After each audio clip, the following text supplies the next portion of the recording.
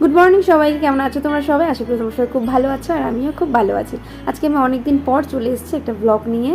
তো এখন বাজে সকাল 5টা, আর 5টা থেকে আমার দিনটা শুরু হয় এক কাপ চা দিয়ে। আর আমি 5টা থেকে উঠেই আমার রান্না করতে হয়, কেননা সুজয় এখন 7টার মধ্যে বেরিয়ে যায়। আজকে আমি রান্না করেছি ভেন্ডি আলু ভাজা, ডিম অমলেট করে পটল আলুর একটা তরকারি। তো 7:30 বাজে বাবিয়া উঠে গেছে, বাবিয়াকে ব্রাশ করিয়ে দিচ্ছি, কেননা 8:30টায় বাবিয়ার স্কুল আছে। তো আর আজকে সুজয় একটু দেরিতেই বেরোবে 8টার সময়, তাই আমার চাপটা আরও বেশি বেড়ে গেছে। তো আমি তাড়াতাড়ি করে বাবিয়াকে এক গ্লাস ছাতু বানিয়ে দিচ্ছি, তারপরে সুজয়ের টিফিনটা রেডি করব। তো আমি ছাতুটা বানাচ্ছি, কিন্তু এদিকে আমার বাবিয়া খুব বায়না করছিল আমার কোলে উঠবে বলে। তো আমি তাকে আমি একটু থামিয়ে ছাতুটা দিয়ে এসেছি। এবার তাড়াতাড়ি করে সুজয়ের টিফিনটা বেড়ে দিই। এদিকে 8টা বেজে গেছে, সুজয় এক্ষুনি বেরোবে, আর আধ ঘন্টা পরে আবার বাবিয়ার স্কুলও আছে, ওকে এখনও রেডিও করা হয়নি। তাই আমি খুব তাড়াহুড়ো করে কাজ করছি। এই সকালটা আমার ভীষণ তাড়াহুড়ো লেগে যায়, কারোর সাথে কথা বলারও আমার সময় থাকে না। সকাল থেকে 5টা থেকে 10টা পর্যন্ত আমার ভীষণ চাপে যায়। তো আমি ওকে টিফিনের ব্যাগটা গুছিয়ে দিলাম।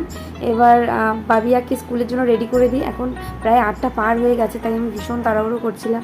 আর এদিকে বাবা মাও এসছে, তো বাবাও হেল্প করছিল, বাবিয়ার মোজাগুলো বাবা পরিয়ে দিচ্ছিল, আর আমি ওকে তাড়াতাড়ি ক্রিম আর একটু টিপ পরিয়ে দিচ্ছিলাম। তো ওকে রেডি করার পরে তাড়াতাড়ি করে একটু আমিও সানস্ক্রিন দিয়ে নিলাম, কেননা রৌদ্রে এখন বেরোতে হবে। যদিও 8:30 বাজে, তবু এত রৌদ্র উঠেছে। তো তাড়াতাড়ি করে ওকে স্কুলে নিয়ে যাচ্ছি। আর ওর সঙ্গী, ওর এক দাদা, ভীষণ খাতির তাদের দুজনে। তো ওকে স্কুলে ঢুকিয়ে দিয়ে আমি একটু ফুল নিয়ে বাড়ি চলে এলাম, কারণ আজকে বৃহস্পতিবার, পুজো করতে হবে। তো আমার তো সকালে রান্না বান্না হয়ে গেছে, কিন্তু ঘর তো গোছানো হয়নি, ঘরের কাজ তো পড়ে রয়েছে।